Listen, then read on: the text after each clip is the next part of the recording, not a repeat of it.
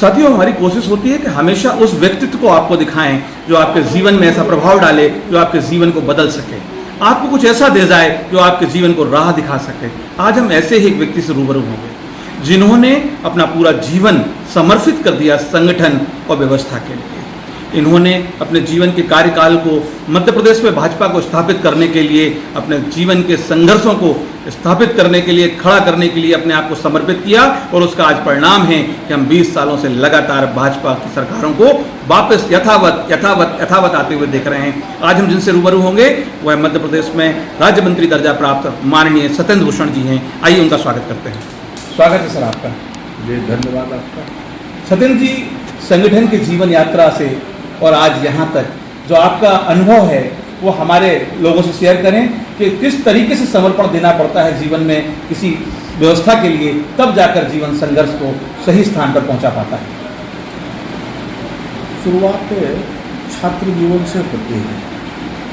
जब विद्यार्थी विद्यालय जाता है और विद्यालय में जो समस्याएं ध्यान में आती हैं और वो समस्याओं के लिए विद्यालय के प्राचार्य, अध्यापक वहाँ के जनप्रतिनिधियों से रखते हैं और वो समस्याओं के समाधान के लिए आश्वासन भर मिलते हैं, तो कहीं ना कहीं जिनको चाह होती है अपनी नहीं अपनों की, वो निश्चित रूप से जब विद्यालय से कॉलेज में जाते हैं तो किस ढंग से समस्याओं को समझना और मुद्दों को उठाना, और उस समय वो तत्कालीन परिस्थिति स्थिति को देख करके निर्णय करते हैं कि हमें क्या करना चाहिए।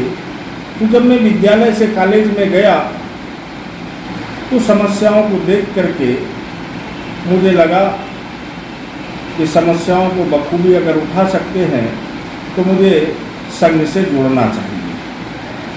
और जब मैं संघ से जुड़ा, संघ का स्वयंसेवक बना और प्राथमिक वर्ग करने के बाद प्रथम वर्ष संघ शिक्षा वर्ग, द्वितीय वर्ष किया और वर्ग करने के बाद कुछ ईश्वर की इच्छा रही होगी कि मैं भारतीय जनता पार्टी में काम करने का अवसर मिला 1994 में। उस समय एक विधानसभा में और बहुत कम समय के अंदर मुझे पूरे झांसी जिले का काम मिला और जो यात्रा प्रारंभ हुई जिला, विभाग, संभाग और अनेक दायित्वों का निर्वहन करते हुए मध्य प्रदेश में भी 7 साल प्रदेश कार्यालय मंत्री के नाते काम किया है। इसलिए मेरा मध्य प्रदेश के आज के सभी संगठनात्मक 57 जिलों के कार्यकर्ताओं से सीधा संबंध है और संवाद भी है। और आज मध्य प्रदेश के यशस्वी प्रदेश अध्यक्ष सम्माननीय श्री विष्णुदत्त शर्मा जी और प्रदेश के यशस्वी मुख्यमंत्री सम्माननीय शिवराज जी ने वन विकास निगम की जो जिम्मेदारी दी है उसका भी निर्वहन कर पा रहे हैं। जहाँ तक मध्य प्रदेश में जब मैं 2003 में आया तो मध्य प्रदेश का हाल बद से बदतर था। बीएसपी बिजली गोल थी, सड़क में गड्ढे थे, पानी नहीं था। ये हालत थी कि छतरपुर जिले में अगर हमको लौड़ी या चंदला जाना हो, बिजावर जाना हो, हरपालपुर जाना हो तो सोचना पड़ता था कि कैसे हम लौड़ी या चंदला या गढ़ी मलहरा पहुंचेंगे। ये स्थितियां थी। बिजली कब आती थी, कब गोल हो जाती थी, पता ही नहीं चलता था। और उस समय किसी गांव के सामान्य व्यक्ति ने एक मुंह से शब्द निकाला कि मिस्टर बंटा ढाब, और वो वास्तव में वो शब्द नहीं था, वो मध्य प्रदेश के लिए एक सपना जैसा था, बुरा सपना। और वो सपना मध्य प्रदेश की जनता को भारतीय जनता पार्टी के कार्यकर्ता होने के नाते सारे जिले के कार्यकर्ताओं को और अपने टीकमगढ़ पन्ना के कार्यकर्ताओं को प्रेरित किया कि मध्य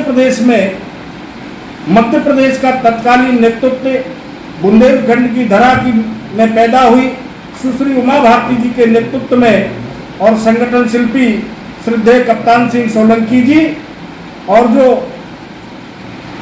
उस समय प्रदेश अध्यक्ष थे राजनीति के संत पुरुष श्रद्धेय कैलाश जोशी जी इस टिकड़ी के माध्यम से मध्य प्रदेश के हजारों हजार कार्यकर्ताओं ने उस जो सपने नुमा बंटाढार का था उसको बदलने के लिए मध्य प्रदेश के भारतीय जनता पार्टी के नेतृत्व पर विश्वास किया और मध्य प्रदेश का एक एक कार्यकर्ता उस अभियान में लगा और वो मध्य प्रदेश की जनता ने चुनाव लड़ा और मध्य प्रदेश के इतिहास में 2003 में जो परिणाम आए थे अभूतपूर्व परिणाम थे। 173 विधायक चुन करके आए थे। जिस आदिवासी अंचल में कहा जाता था कि वहां तो कांग्रेस का जनाधार है और जब मतगणना हुई थी 2003 में तो उस समय के झाबुआ के परिणाम आए। मिस्टर बंटाढार तत्कालीन मुख्यमंत्री दिग्विजय सिंह जी ने कहा कि अब तो हमें मुख्यमंत्री निवास खाली कर देना चाहिए। अब जब झाबुआ अलीराजपुर हार गए तो अब कांग्रेस सरकार 10 साल तो मध्य प्रदेश में नहीं आएगी और मध्य प्रदेश की जो सरकार बनी सम्माननीय उमा जी के नेतृत्व में, स्वर्गीय बाबूलाल गौर साहब के नेतृत्व में और वर्तमान मुख्यमंत्री माननीय शिवराज सिंह चौहान जी के नेतृत्व में मध्य प्रदेश आज विकास की राह पर है। मध्य प्रदेश में सड़कों का जाल फैला हुआ है। मध्य प्रदेश में बिजली 24 घंटे मिल रही है। मध्य प्रदेश के बिजली की उत्पादन उस समय 2900 मेगावाट थी। आज मध्य प्रदेश में 28,000 मेगावाट बिजली का उत्पादन हो रहा है। अनेक परियोजनाएं नई बनी। पानी के मामले में राजा महाराजा अंग्रेज सब मिलाकर के 7 लाख हेक्टेयर की सिंचाई हुआ करती थी। आज मध्य प्रदेश की धरती पे 45 लाख हेक्टेयर की सिंचाई हो रही है। ये सब कैसे सपना साकार हुआ? क्योंकि भारतीय जनता पार्टी के नेतृत्व का एक सपना था कि देश का अग्रणी राज्य बने मध्य प्रदेश और उसी का परिणाम है कि आज कृषि के क्षेत्र में 1 नहीं, 2 नहीं, 3 नहीं, 4 बार मध्य प्रदेश को कृषि कर्मण पुरस्कार महामहिम राष्ट्रपति जी के द्वारा प्रदत्त किया जाता है। कभी इस देश के अंदर किसानी के लिए, किसानों के लिए पंजाब हरियाणा जाने जाते थे, आज मध्य प्रदेश जाना जाता है। माननीय मुख्यमंत्री जी के प्रेरणा से, माननीय प्रधानमंत्री नरेंद्र भाई मोदी जी के नेतृत्व में आज मध्य प्रदेश में चावल भी पर्याप्त पैदा होता है।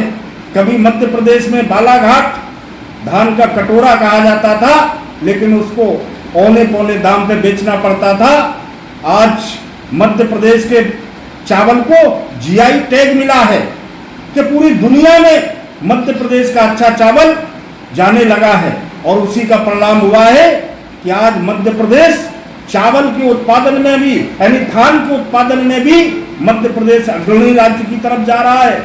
आज आप भोपाल जाएं तो देखने में आएगा कि आपका रायसेन है, बिरसा है, सीहोर है, चारों तरफ खेतों में पानी भरा है, धान की रोपाई चल रही है। ये कैसे संभव हुआ?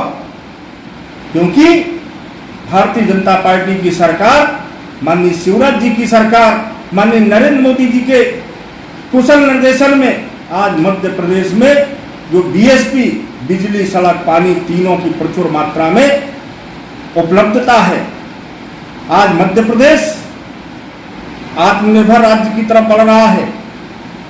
अभी अभी मुख्यमंत्री जी ने घोषणा की है कि मध्य प्रदेश के जो बच्चे पढ़ लिख करके विभिन्न संस्थाओं में प्रशिक्षण लेते हैं, उनको 8,000 रुपया स्टार्टअप के रूप में दिया जाएगा ट्रेनिंग पीरियड में, जो पूर्व में बंद हो गया था बीच में कांग्रेस की सरकार ने। आज मध्य प्रदेश लाडली बहना महिलाएं कभी मध्य प्रदेश में अपने आप को असुरक्षित महसूस करती थी। ये माननीय मुख्यमंत्री जी के सपने में था कि मध्य प्रदेश में बेटी वरदान हो। जब मुख्यमंत्री बने तो उन्होंने मध्य प्रदेश की बेटियों को लाडली लक्ष्मी बनाया 2007 में और 2006 से इस योजना को प्रारंभ किया। आज मध्य प्रदेश में लाखों लाख बेटियां लाडली लक्ष्मी है। उनकी पढ़ाई से लेकर के सब प्रकार की व्यवस्था उनको लखपति बनाया है। और लाडली लक्ष्मी के साथ साथ माननीय मुख्यमंत्री जी ने मुख्यमंत्री विवाह निकाय योजना और आज लाडली बहना योजना। माननीय सत्येंद्र जी, हम आपसे जानना चाहेंगे कि लगातार मध्य प्रदेश में इतनी योजनाएं मध्य प्रदेश सरकार के द्वारा क्रियान्वयन की जा रही हैं, आम जनहित के लिए की जा रही हैं, और अभी आपने कुछ ऐसी योजनाओं का क्रियान्वयन बताया जो डायरेक्ट उनके घर पर पहुंच रही हैं। लेकिन पूर्व में पिछली बार जब सरकार चुनाव में गई थी तो उन्हें काफी नुकसान का सामना करना पड़ा था। क्या वो कांग्रेस से पुनः दोहराई जा सकती है? ऐसे हालात लग रहे हैं क्या? कांग्रेस घोषणाएं करती है, घोषणा नहीं करती है। मुझे याद आता है कि 2003 से पहले चुनाव के समय में कांग्रेस एक नारा लगाती थी, कांग्रेस का हाथ गरीब के साथ। तब मुझे ध्यान आता था कि कांग्रेस की जब जहां सरकारें बनती थी या 60 साल देश और प्रदेशों में कांग्रेस की सरकारें रही, कांग्रेस का हाथ गरीब के साथ नहीं रहता। देश और प्रदेश के अंदर गरीबों की गरीबी दूर नहीं होती थी, हाँ कांग्रेस के नेताओं की गरीबी दूर हो जाया करती थी। उसी प्रकार से 2018 के विधानसभा चुनाव में कांग्रेस ने जो वचन पत्र जारी किया था वो पूरा नहीं किया, क्योंकि कांग्रेस की पुरानी परंपरा रही है। और जिन राज्यों में अभी भी कांग्रेस की सरकारें हैं, क्या वहां घोषणाएं पूरी हो रही हैं? जो घोषणाएं की हैं भारतीय जनता पार्टी जो कहती है वो करती है। पंडित दीनदयाल उपाध्याय जी का जो सपना था, एकात्म मानववाद, दरिद्र नारायण नर नारायण की सेवा, आज उस सरकार भारतीय जनता पार्टी की सरकार साकार कर रही है। भाजपा का नारा हुआ करता, देश हो, हर गांव में जिसको ज़रूरत है उसको खाद्यान्न मिलता है, यानी उसके रोटी की व्यवस्था की। दूसरा, उसको मकान, प्रधानमंत्री जी की योजना के माध्यम से आज छतरपुर जिले में आप विचार करिए कि आज छतरपुर जिले में हजारों मकान प्रधानमंत्री आवास योजना के अंतर्गत बने हैं। कपड़े का सवाल, आज मिनिमम इतना पैसा मिलता है काम करने वाले को कि आज आपको कहीं रोटी और कपड़ा मकान की समस्या नहीं है। और दूसरा विषय आता है स्वास्थ्य और शिक्षा। आज स्वास्थ्य के क्षेत्र में माननीय प्रधानमंत्री जी की जो योजना है, उस योजना के तहत उन्होंने कार्ड बनाया। उस कार्ड में 5 लाख रुपया तक का फ्री में इलाज है। आज उसमें इस देश के अंदर करोड़ों लोगों के कार्ड बने हैं। मध्य प्रदेश में भी लाखों लोगों के कार्ड बने हैं, लाखों लोगों का इलाज हुआ है। मध्य प्रदेश में भी माननीय मुख्यमंत्री जी राज्य बीमारी सहायता योजना के अंतर्गत हर जरूरतमंद के इलाज के लिए पैसा देते हैं। ये कोई कर सकता है तो भारतीय जनता पार्टी का कार्यकर्ता जब जहां बैठता है वो अपने दायित्व का कुशलतापूर्वक निर्वहन करता है। आज सत्येंद्र जी, हम आपसे ये जानना चाहेंगे कि चूंकि चुनाव का समय है और अब चुनाव में सरकार जाने वाली है, आपका संगठनात्मक जीवन रहा है और आपने बहुत सारे चुनाव स्वयं बैठकर चुनाव लड़ाए हैं और उनको जिताकर सरकार को खड़ा करने का काम किया है। अब हम चुनाव में जाने वाले हैं, किस स्ट्रेटेजी के साथ चुनाव में जाएंगे, किस तरीके की तैयारियां होंगी और क्या आपकी सोच है, क्या संदेश देंगे? भारतीय जनता पार्टी कार्यकर्ता आधारित पार्टी है और भारतीय जनता पार्टी का कार्यकर्ता 12 मासी कार्यकर्ता है, अर्थात 365 दिन संगठन के ध्येय को लेकर के काम करता है। और इसलिए भारतीय जनता पार्टी के लिए चुनाव कुछ नया नहीं रहता है, केवल पुनर्स्मरण कराना पड़ता है। भारतीय जनता पार्टी का प्रदेश का नेतृत्व और केंद्रीय नेतृत्व लगातार सक्रिय है, सजग है और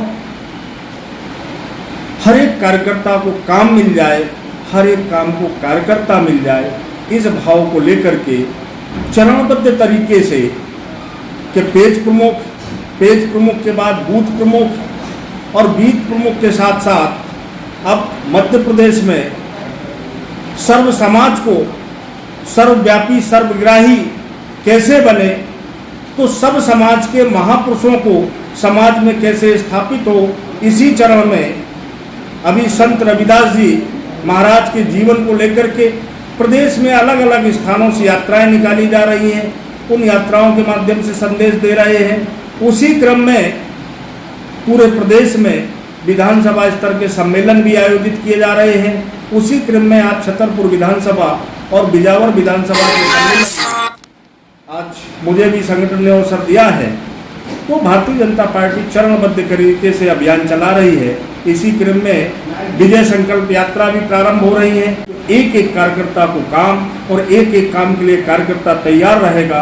कार्यकर्ताओं के बल पर भारतीय जनता पार्टी मध्य प्रदेश का 2023 का चुनाव दमखम के साथ लड़ेंगे और पूर्ण विश्वास के साथ, पूर्ण विजय के साथ मध्य प्रदेश में पुनः भारतीय जनता पार्टी की सरकार बनेगी। साथियों, ये थे सत्येंद्र भूषण जी, जिन्होंने अपनी ओजस्वी वाणी से और अपने जीवन के संघर्ष के अनुभव से आपको बताया कि अगर आप समर्पण और ईमानदारी से किसी के लिए काम करते हैं तो आपका ऊंचाई पे पहुंचना तय है। और किस तरीके की स्ट्रेटजी उस चुनाव में मेहनत होगी और किस तरीके से कार्यकर्ता और पार्टी संघर्ष के साथ चुनाव में जाएगी और वापस स्थापित होकर दिखाएगी, यह उन्होंने इस बात को संदेश दिया। और अब इसके बाद वह पुनः आगे कार्यकर्ताओं को संबोधन करने के लिए रवाना होंगे। हम लगातार उनसे पूर्व में भी आगे भी चर्चाएं करते रहेंगे और मध्य प्रदेश के चुनाव में भी उनसे रूबरू रहेंगे और आपको दिखाते रहेंगे। धन्यवाद।